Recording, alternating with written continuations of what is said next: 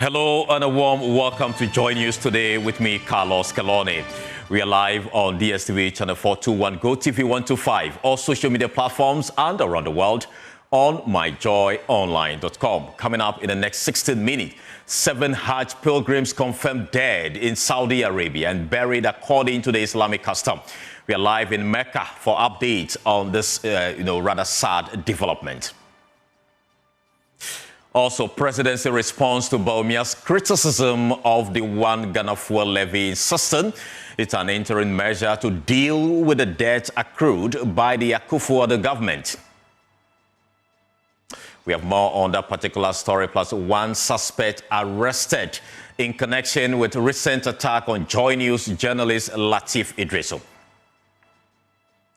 And in business, the government reiterates its commitment to building a business-friendly environment through regulatory reforms and private sector partnership in the coming days.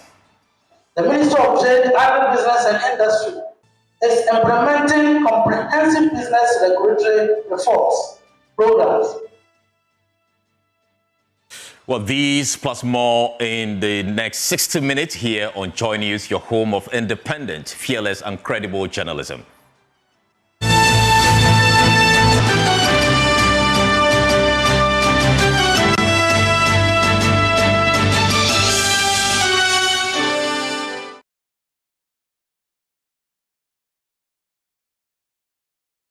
Thank you so much for joining us. Let's begin on a rather sad note because the Ghana Hajj Board has confirmed the death of 7 Ghanaian pilgrims participating in the 2025 Hajj in Saudi Arabia. The deceased include 5 women and 2 men.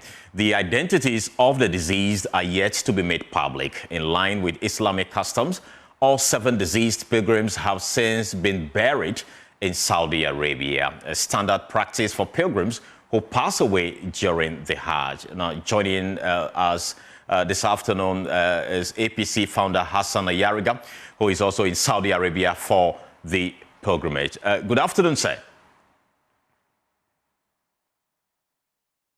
Well, we'll try and reconnect to Hassan Ayariga to get the very latest on that particular story. But moving on, as millions of Muslims converge in Mecca to observe Hajj, there's another pilgrimage in Mecca, open all year round, Umrah, that few truly understand. Joy News' Anna Sabit performed this sacred journey guided by Ghanaian scholar Dr. Had Abdullah, who calls it Islam's best-kept secret for transformation, and has discovered how its 5 simple pillars can erase sins, rebuild lives, and connect believers directly to Prophet Muhammad's footsteps. And we'll get details of this particular story, but let's go back to Hassan Ayariga to get the very latest, who is joining us live from Mecca in Saudi Arabia. Good afternoon to you. What more can you tell us about this developing story that we are learning about 7 Ghanaians have actually died in Mecca? Good afternoon to your viewers and good afternoon to Ghanaians in Ghana. Yes, it's a tragedy, but then we have been able to maintain and control the situation because we have 7 dead, 5 women, and then 2 men. Actually, if you look at the situation, you are able to say that most of these people who came here and those who died, one way or the other, had some kind of underlying conditions. The first lady who died, she slept, and I think she had some high blood pressure, which she couldn't wake up, and then she died in the process. Then the other ones, the sun here is so hot, and they don't drink a lot of water. When they come here, drinking water is not compulsory. But here, the situation demands that you drink a lot of water so that you can be you don't be dehydrated. But they don't drink water, and they have problems. And it causes a lot of tiredness and then weakness. And right. They fall down, and then before you realize, they're gone. Then we have other situations too who have, one was diabetic. He had too much sugar, went too high, and then slept off. The time we realized that one too was another problem. Then other issues that you see, most of these people who came here are old men. Most of those who died, most of the ones we lost, they are aged.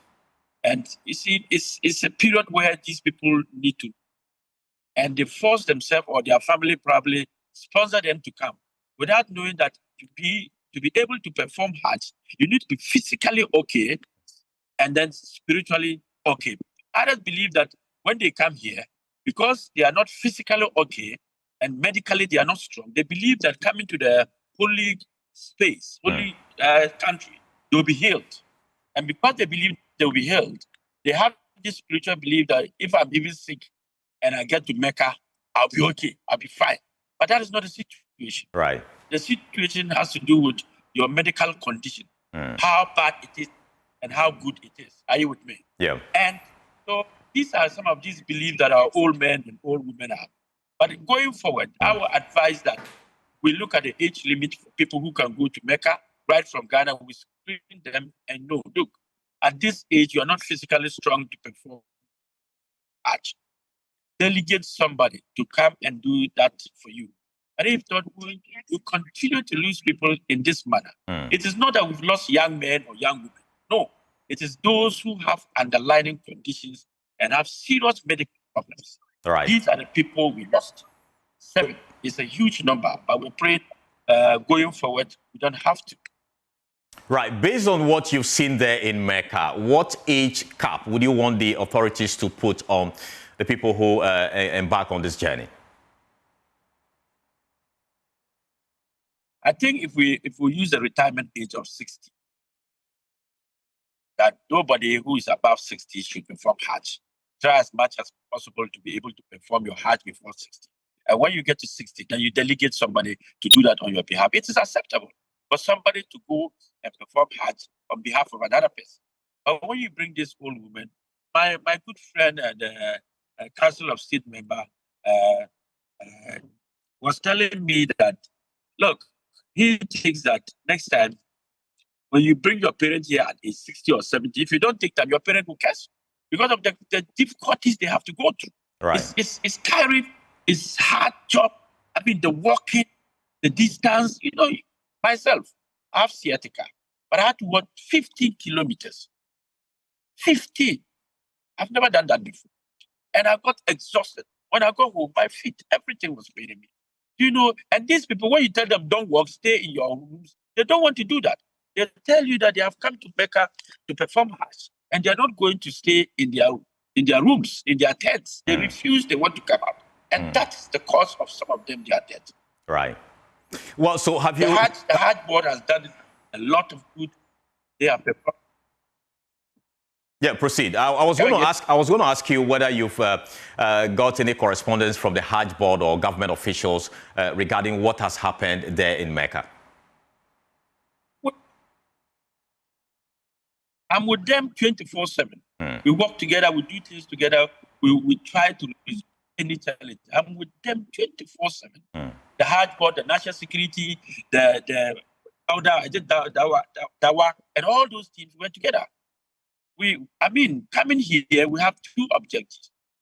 One is to perform Hajj as Muslims and to be united as Muslims, whatever the case, whatever the challenge is. Secondly, is to also unite as Ghanaians, no matter where we find ourselves. It's not about party politics. Here, it's about God. When we come here, it's about Ghana. We make sure that every Ghanaian is safe.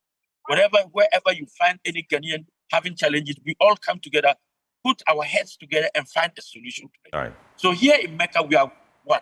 All right. As Muslims, we are one. As Ghanaians, we are one. So they are doing their best. The task force, they are doing their best. Everybody, even supporters of pilgrimage who have come here to perform, they are all supported. You get to a situation, you see all of us carrying. The situation is not about some of them, but we have had other challenges that were resolved by the clinic and the Hajj with the medical team. They've done a lot of work today. 2 days ago, I was with them. We were supporting them. They were running to and fro. The whole clinic was full. Our room, we had to evacuate our room and bring in more patients into our room to be able to treat them. So the situation here, the sun here, look, my phone went off 3 times. My phone went off 3 times. the heat. So Wow. you can imagine that you're holding your phone and then suddenly it will just go off because it's overheated. And when you touch it, it's very hot. So the situation here is not the fault of any Ghanaian citizen or the fault of the Hajj board or the fault of anybody. It is the situation that we find ourselves. Right. That is escalating the number of deaths. We are lucky we are able to control our own. Others are not able to. And they have more deaths than we. Okay, so is that to say that other countries are expecting higher number in terms of deaths? Yes, and they have even asked their people not to come out. Malaysia, they want them not to come out. Indonesia, I heard them telling not to come out because it's very, very hot. My brother, if you are here, you will ask whether you are here for Hajj or you are here to test the health that we've been talking about because of the sun is too hot. You know, look, we were praying and then we had to remove our slippers. At a point, we had to wear our slippers and stand and pray because you can't stand on your foot. It's hot.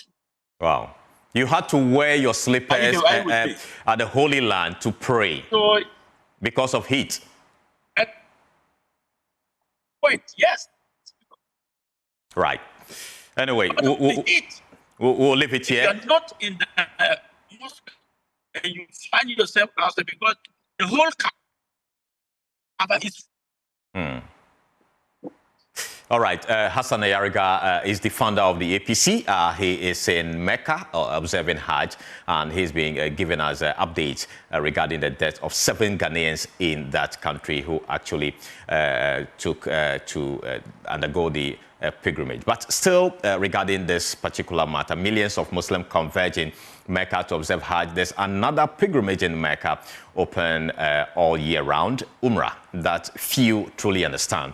Joy News' Anna Sabit performed this sacred journey guided by Ghanaian scholar Dr. Hadid Abdullah, who calls it Islam's best-kept secret for transformation, and has discovered how its 5 simple pillars can erase sins, rebuild lives, and connect believers directly to Prophet Muhammad's footsteps.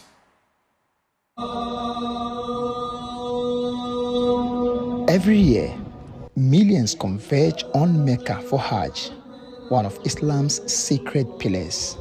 But there is another pilgrimage flowing year-round, less known perhaps, but brimming with profound significance. Umrah, the lesser pilgrimage. I am Anna Sabit, and I didn't just come to report on Umrah, I came to experience it.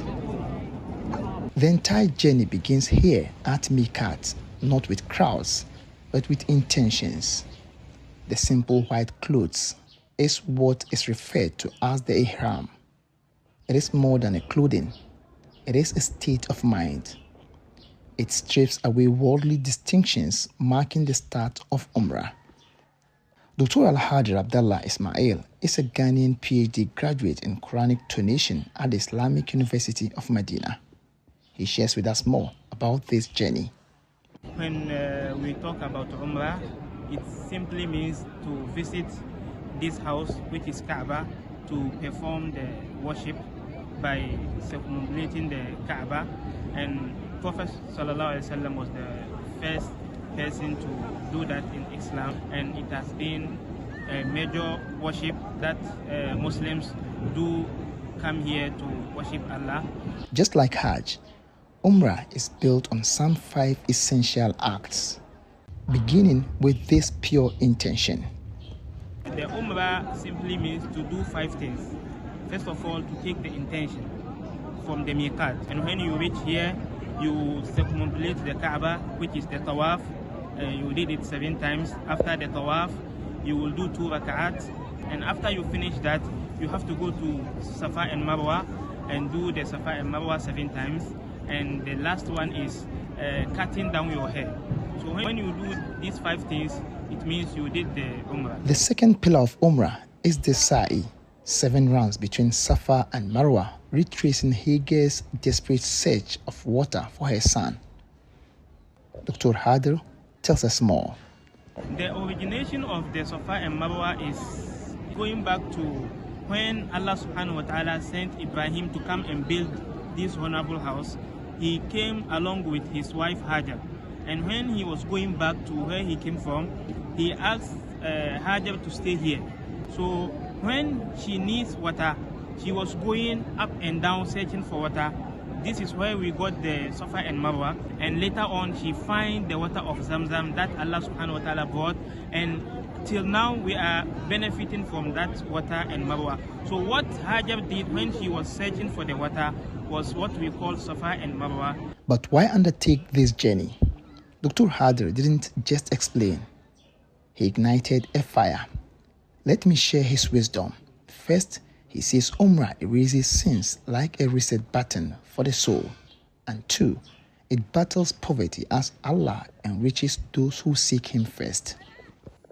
Prophet ﷺ said, whoever came to do the Hajj, the past sin he did will be forgiven by Allah subhanahu wa ta'ala. He, however, has an advice to Ghanaians and people watching from around the world. So I will advise them and urge them to give it a try. You just try your best to come here, and inshallah, you will remember what we are telling you about. Today, I circled an ancient stone, ran where a mother ran for her son, and stood where prophets prayed. Dr. Al-Hadr is right. Umrah isn't lesser. It is a lifeline, a journey that fits into life, yet reshapes it forever. To the rest of you who have no idea what Umrah is all about, this is another form of pilgrimage in the Islamic faith. Of course, we've been telling you how it is performed and the benefits it comes from the Masjid al-Haram here in Makkah al-Mukarramah. My name is Sabit, reporting for Chop News. Well, joining us live from Mecca is Anas Sabit. I'll come to you to share your experience with us regarding the Mecca experience. But tell us, the Umrah, have there been deaths also in that part of Saudi Arabia where you went? Carlos, Umrah, like the report rightly said, is another form of Hajj. We call it the lesser Hajj, which is done all year round. And so that does not have a period like the Hajj we are, witnessing now, where nearly 2 million pilgrims from around the world converge in Mecca at a go. So during Umrah, the population is less than what happens during Hajj. And as a result of that, the authorities are able to take absolute control of the situation. And so recording deaths due to stampede, due to overcrowding, or due to overheat is not something that usually happens during that period. But in all, hardly do you have a day go without, authorities recording some deaths, some as a result of, ill health and what have you. But the Umrah experience is much more different from Hajj because of the number of people who gather within those periods all year round. And Ghanaians also trooping to this particular new Hajj that we are learning. Yes, people from all over the world. In the Islamic faith, Hajj is one of the 5 pillars of Islam. So according to in the Islamic faith, when you are well-to-do, when you have the financial muscles, you are obliged to perform Hajj at least once in your lifetime. That is compulsory to those who have the financial means. Unlike Hajj, Umrah, after having the Hajj, you may choose to go to Mecca throughout the year, any time of the year, to perform the Umrah, like I explained in that particular report. So Umrah is done all year round. And so people from all over the world, Ghana, Nigeria, United States, and all parts of the world also go, but not within the stipulated period. The Hajj period has some 3 major days where the entire exercise has been done. The Umrah, throughout the year, you can go at any point in time. So Ghanaians and all over the world, people converge in Mecca within those periods to, embark on this particular religious exercise. Right. Thank you so much, Anas Sabit, for that update from Mecca. Moving on, the Ghana Police Service says it has arrested a suspect in connection with a recent assault on Joy News reporter Latif Idriso. The suspect, 55-year-old Theophilus Thompson, was reportedly picked up yesterday, June 7, and is currently in police custody. These were contained in a statement issued by the Ghana Police Service. My colleague James Zavaji joins us live with full detail of the statement issued by the Ghana Police Service a while ago. James, what more is the statement saying? Carlos, the statement begins by narrating what happened on the night of the 27th of May 2025 when Chairman Wontumi was arrested. The police said, following investigations on 7th June 2025 at about 5 p.m., the Greater Accra Regional Police Command arrested one Theophilus Thompson, age 55, at Jamestown in connection with this particular assault on Latif. Right. The suspect, according to the police, is currently in custody, assisting them in investigation. And efforts are currently underway to arrest some more persons who the police believe may be in connection to this. They ended by giving the assurance of the police in standing by the media and anyone who may be assaulted in the form of their duty, especially which may be an affront on the freedom of the media, Carlos. Right. Thank you so much, James Zavaji, with that statement. Let's stay on this a bit longer because we are joined on the telephone by the head of Police Public Affairs Directorate, Superintendent Juliana Obeng, for more. Good afternoon to you, Superintendent. What next after this arrest? Hello, my dear. I trust you're doing well. I'm very okay. Yes. Yeah, I'm asking, what is next after this arrest? All right. So, as narrated by your colleague earlier, once an arrest is made, obviously the next move will be to go to court. But I did mention in my statement that efforts are underway to arrest other suspects. Once we're able to put all of our investigative materials together, we will proceed to court. So do you have an idea the number of suspects you are pursuing now? Not exactly. As we stated in our earlier release, we did say that we had put some evidential materials together and that we were processing it. We are able to talk about what we have done yesterday and not able to talk about what we are going to do tomorrow. The reason is that we need to be sure of what exactly we'll bring out to the public, but we can just confirm that yes, an arrest has been made, and hopefully tomorrow we should be able to proceed to court with the first suspect who's been arrested. That notwithstanding, we are hoping to have the others who were involved also arrested. We are picking some intelligence as well. So if we get to that stage, we'll be able to come back to tell you exactly the number of persons who have been or who will be arrested in connection to this incident. Right. So what charges is this suspect likely to be charged with? I mean, he's going to face.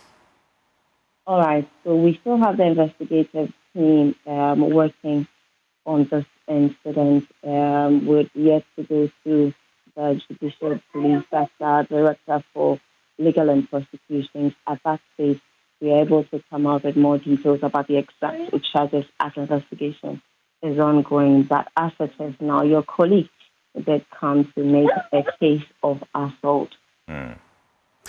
Right. We'll still keep our eyes on this particular story and we hope you're able to apprehend the other suspect. Well, moving on from the story, the presidency has fired back at former Vice President Dr. Mahmoud Bawumia over his recent criticism of the newly introduced 1 cedi fuel levy. It maintains that the policy as a necessary interim measure to address mounting energy debts accumulated under the Akufo-Addo administration. In a rebuttal, the government maintained that the levy is a pragmatic response to fiscal pressures and not a betrayal, as suggested by Dr. Bawumia during his thank you tour in the central region. Well, we'll bring you details of that particular story soon. But moving on, Special Prosecutor Kesi Jabin has raised concerns over the inadequacy of Ghana's legal framework in dealing with emerging trends in criminality, especially in the fight against corruption. According to him, while perpetrators of crime continue to devise sophisticated means to evade justice, the country's laws remain a step behind. Speaking at the high-level conference on Ghana's anti-corruption architecture, the OSP questioned the selective application of the law, noting that justice often appears skewed against ordinary citizens, while high-profile individuals evade accountability. The more laws we pass, the more people steal, and nothing happens. It is not uncommon to hear citizens ask, why why can't I also make money illegally? After all, what will happen? On the streets, the sentiment is sharper. The law only catches the small fishes. The big men always walk free. Your Excellency, this is not cynicism. It is our reality that many have come to accept. It must be borne in mind that the fight against corruption is multifaceted. First, the law always appears to be a step behind criminal innovation. And as technological advancement ushers in marvels hitherto unknown, perpetrators of corruption devise sophisticated ways adapted to avoid detection. Second, truth is always the first casualty in any criminal inquiry. Those who engage in grand corruption are wealthy. They possess the means and wherewithal to mount formidable campaigns of misinformation and truth distortion. They also pose a real and present danger to anti-corruption officials through intimidation, open threats, and actual harm, even to the point of killing. After all, I would like to say, wealth equals protection, and power is immunity from scrutiny. Newmont Environment is implementing a series of strategic initiatives to improve sanitation in its operational communities. Among the measures are a comprehensive waste segregation program and the distribution of free waste bins and containers to residents. Speaking at a World Environmental Day event held in Efisipakrom in the Ahafo region, General Manager Charles Bisiu emphasized the company's commitment to environmental protection. He added that safeguarding the environment is a shared responsibility and that the company is fully dedicated to working with communities to combat environmental pollution, especially the growing challenge of plastic waste. Precious Semovo has more. The World Environment Day observation themed Ending Plastic Pollution at Efisipakrom in the Tanonov district of the Ahafo region, organized by Newmont, brought together staff and students to clean the environment. This year's celebration is to help create awareness to safeguard the environment and protect it against growing volumes of microplastics and their impact on humanity. Students, through drama, displayed the causes and effect of plastic waste, which ends up in the ocean, water bodies, and farmlands, as emphasized by Newmont Ahafo Environment lead Ejeyi Edujemfi. Plastic waste is non-biodegradable. It can stay in the environment for about 455 years without decay, and that has become a problem for the world. And if you look at the tons of plastic waste that we generate, the environment is impacted, because these plastics will end up in streams and river bodies. Once they end up in streams, aquatic lives are impacted. And because of that, there's a need for all of us to come together to ensure that we manage plastic waste. Charles Bisiu, Newmont Ahafo General Manager, said as part of efforts to beat plastic waste pollution in particular, the communities should support their strategic measures like the Chicken Parade program to keep the environment safe for lives. At Ahafo, we believe that protecting the environment is a shared responsibility. Every month we get together and we clean, we pick every litter that we find around. We also run a waste segregation program, separating plastic from organic waste to make recycling effective and consistent. Our goal is to reduce what we dump and increase what we can reuse and repurpose.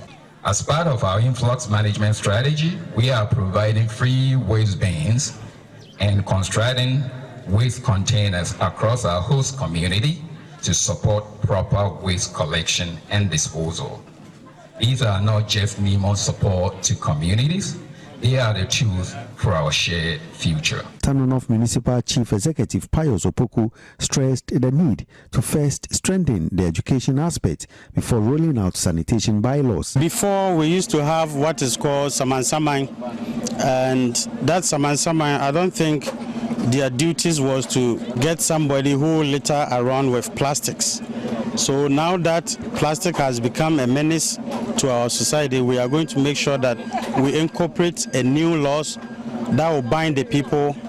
Like I said, the education is supposed to go down well with the people first before we embark on any bylaws that will stifle the people. Precious Semovo, Joy News, Efisipakrom.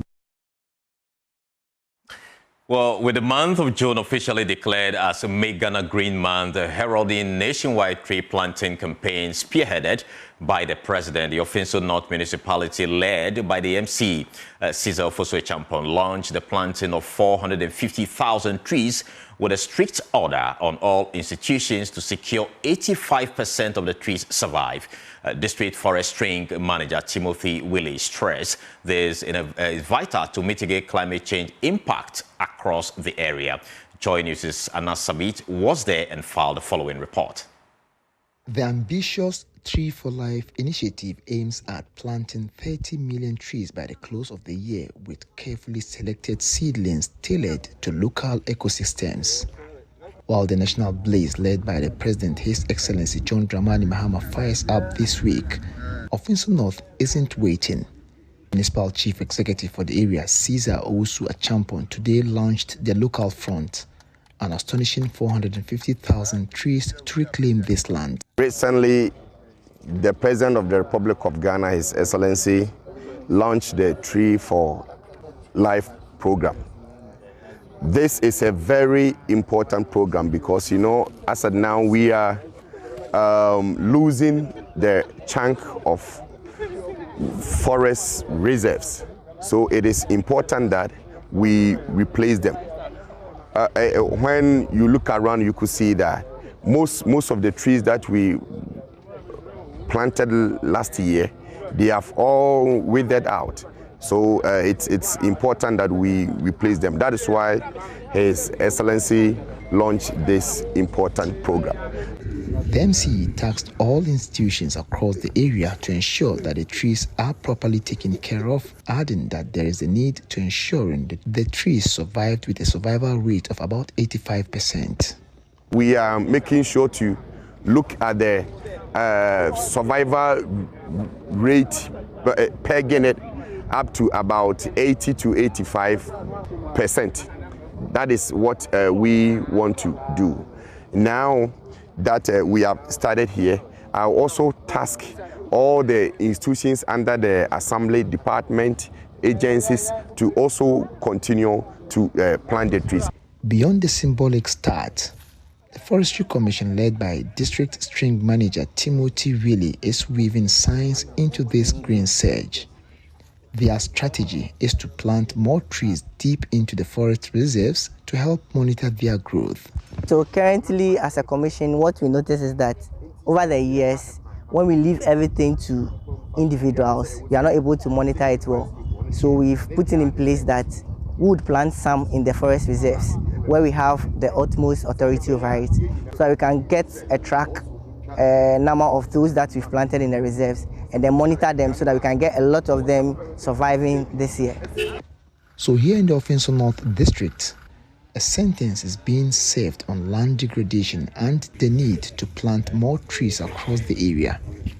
Timothy underscored the relevance of the exercise, noting that it is the surest way of mitigating the impact of climate change. The public should actually take it seriously because currently we are facing a lot of problems when it comes to climate and climatic conditions.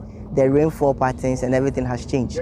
So with trees available, we can induce more rains in our system. So 30 million trees can go a long way in helping us so that we can help change the climatic conditions that we are facing now. Ofinso North has shown the battleground. Every Ghanaian needs to grab a seedling, dig into the earth, plant it, and most importantly, nurture it, grow, and make Ghana green. Anna Sabit, Joy News, Ofinso North. Now, let's bring you back our earlier story where the presidency has fired back at former Vice President Dr. Mahamudu Bawumia over his recent criticism of the newly introduced one-cedi fuel levy. It maintains that the policy, as a necessary interim measure, is to address mounting energy sector debt accumulated under the Akufo-Addo administration. In a rebuttal, the government maintained that the levy is a pragmatic response to fiscal pressures and not a betrayal, as suggested by Dr. Mahamudu Bawumia during his thank you tour in the central region. When government through the finance minister Kasela to force and introduce the new one-cedi tax on fuel last Tuesday, Many, including the minority, criticized the move, describing it as a betrayal of the trust of Ghanaians. Dr. Mahmoud Bawumia took a similar position when he hit the central region on the NPP's Thank You tour.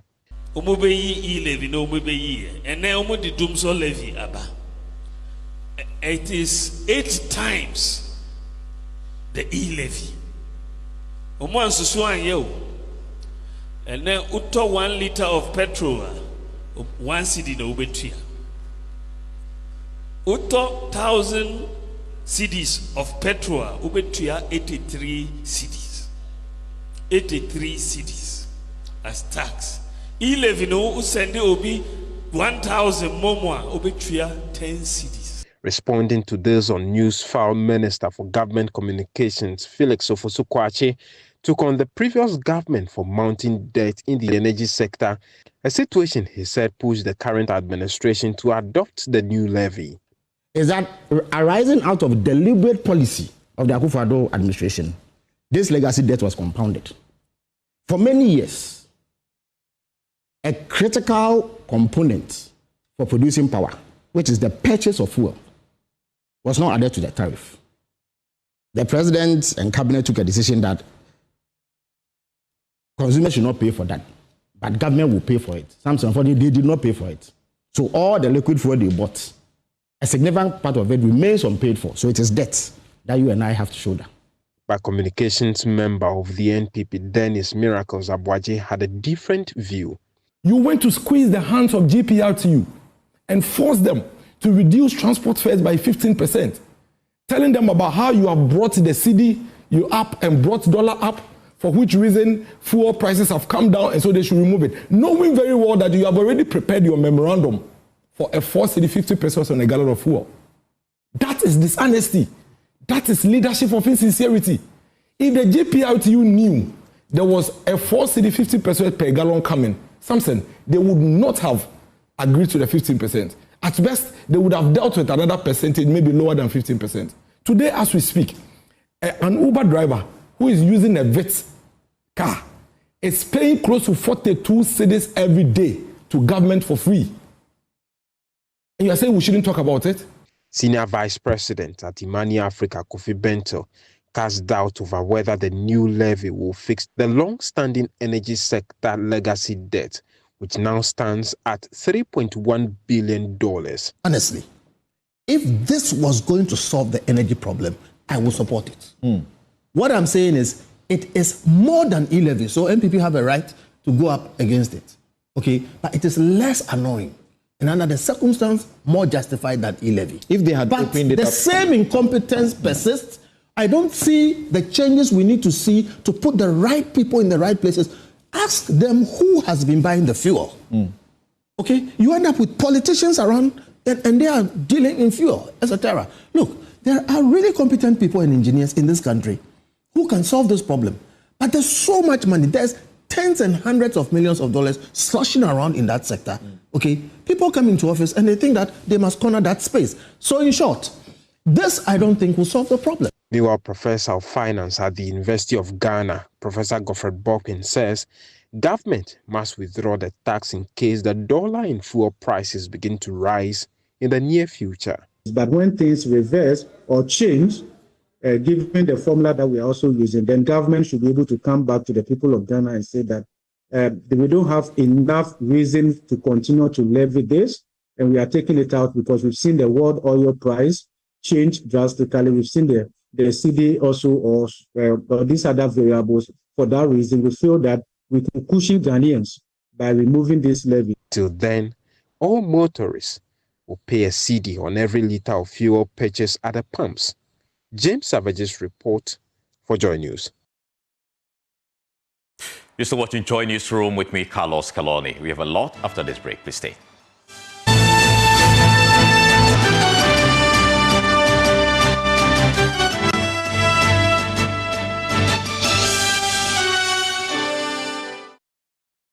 Welcome back, and thank you so much for staying with us here on Joy Newsroom. Let's shift our attention to some business story, because some foreign businesses in Ghana have expressed confidence in the current economic gains and stability of the local currency. This follows a sharp appreciation of the cedi and marginal reduction in consumer inflation since the beginning of the year. Speaking at the 7th Gala Dinner and Awards Night by the France-Ghana Chamber of Commerce, and Industries President of the Chamber, Seko Coulibaly, said the business community hopes to see further reduction in inflation to aid economic stability. Here's a report. The gala event also provided a platform for members of the Chamber to interact and share common knowledge on business growth. President of the Chamber, Seko Coulibaly, disclosed to Joy Business that members are enjoying a fresh breath of confidence in the economy. Now, to be honest, we're confident. We feel like there is a new energy in the country. We're seeing that there is a lot of good things happening. We're seeing the cedi appreciate. We're expecting inflation to reduce, and there are some things that we hadn't seen in a long time. And so we hope that it continue in this trajectory. I believe that they are the right people, and I hope that the discipline will continue and that we'll continue to work together. But beyond that, I think as we strengthen our relationship, we can only win. Ghana is a hub of investment. For me, it's the Dubai of Africa. It's the Singapore of West Africa. And we need to recreate that strategic location. And we need the government for that. Managing Director of the Chamber, Maxine Reindorf-Partey, spoke to Joy Business. Main priority is looking at how the business environment will evolve. So as of 2025, we've seen that economically things have improved. The cedi is appreciating. But of course, we're also looking to other factors as well. The improvement of local content requirements. We're also looking at the passing of the GIPC Act in terms of the minimum capital requirements for foreign investors. So these are all things that we are looking forward to. In regards to our activities as a chamber, we're well known for our networking events. So of course, the gala is our largest event of the year. Some members also expressed optimism about the platform and the importance of supporting the country's economic growth. So at Publicis West Africa, our whole objective is to partner with like-minded companies, people, organizations to work closer with the Ghanaian economy. And through these partnerships, we are able to do a lot more in the business and economic environment in Ghana. So organizations like this are absolutely fantastic for the kind of work we want to do. So as a chamber, and Alliance, Salam Alliance as a global partner, so both Pan-African and global, and most of the members on the chamber are all international in a way. So our partnership with the chamber actually just gives us the mileage, because most of the companies that are coming in Ghana already have a lot of experience with our brand outside Ghana.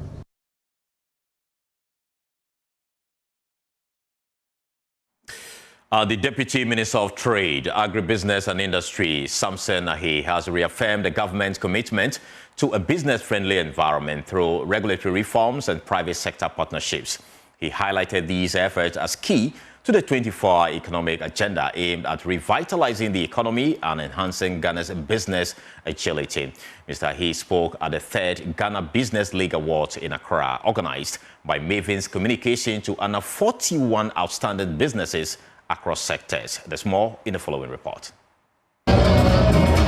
Organized by Mavins Communications, the 3rd Ghana Business League Awards, themed From Vision to Success, celebrating Ghana's top businesses, brought together government officials and business leaders to honor 41 top-performing corporate organizations. Speaking at the event, Deputy Minister for Trade, Agribusiness and Industry, Samson Ahi, reaffirmed government commitment to fostering a business-friendly environment through regulatory reforms and strategic private sector partnerships, which are key to advancing the 24-hour economic agenda and resetting the economy. Achieving the full impact of this vision depends on establishing robust regulatory frameworks and enhancing institutional efficiency.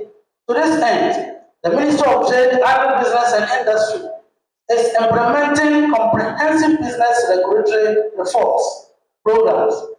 These initiatives is designed to tackle systematic challenges streamline existing business regulations, and ensure the quality and coherence of new regulations.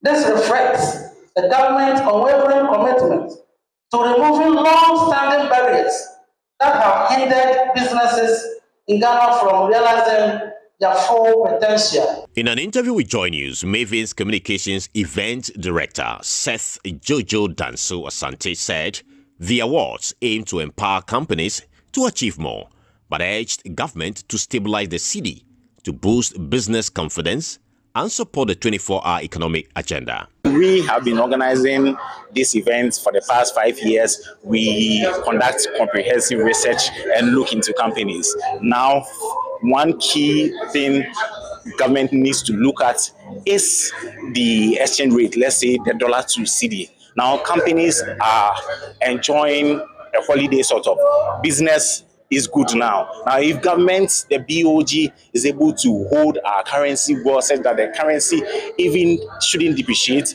but can hold it at the level at which it is, we believe that businesses are going to thrive, and the Ghanaian economy, the Ghanaian business sector is going to be attractive to investors. Some honored business executives, however, urged the government to tackle persistent challenges hindering business efficiency and growth. We are well prepared to actually zoom into taking advantage of the 24 hours economy.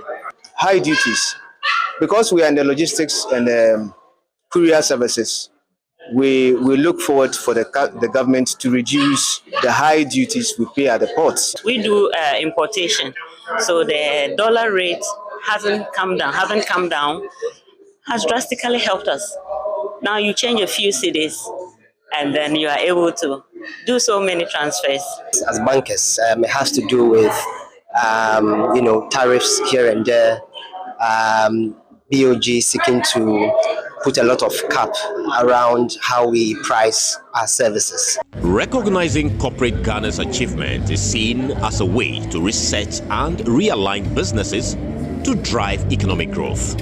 For Joy News, Carlos Caloni, Accra. Well, that's all for business. World News is up next. Please stay.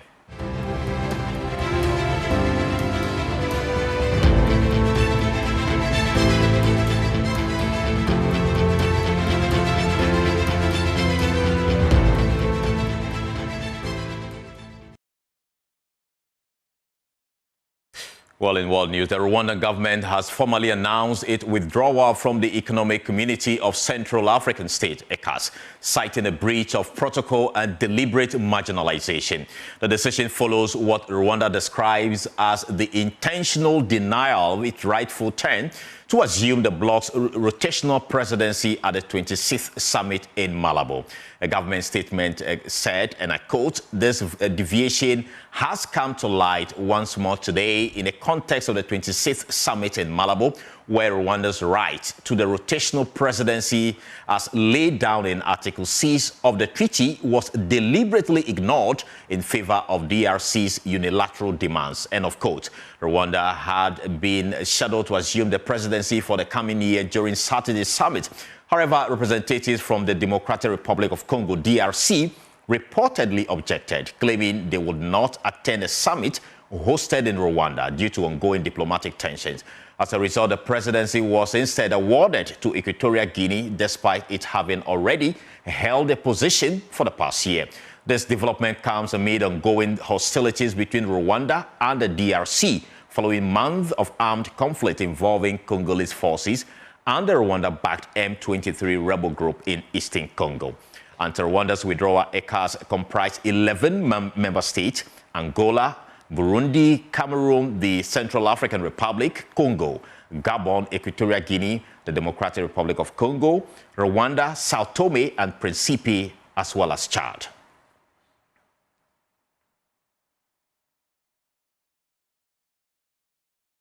Also, Sudan is grappling with a rapidly escalating cholera outbreak, with officials reporting over 1,000 new infections daily in the capital, Khartoum.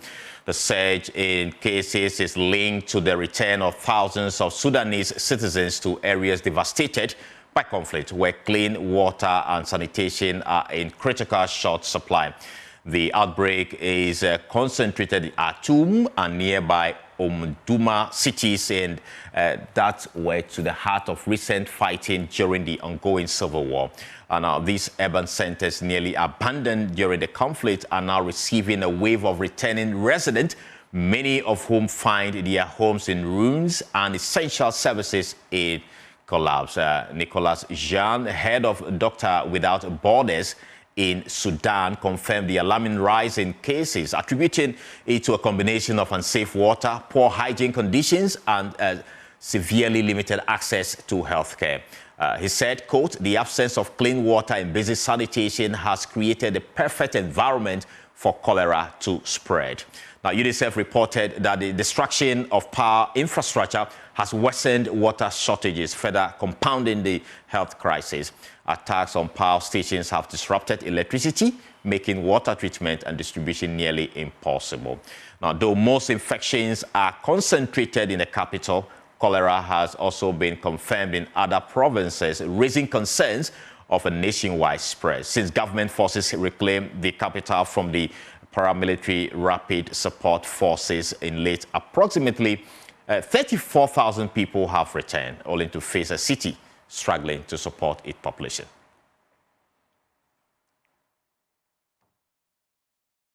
Well, that'll be all for World News, and that's all we have time for here on Joy Newsroom this afternoon. You can log on to myjoyonline.com for more stories. My name is Carlos Scaloni. Thank you so much for watching. Have a good afternoon.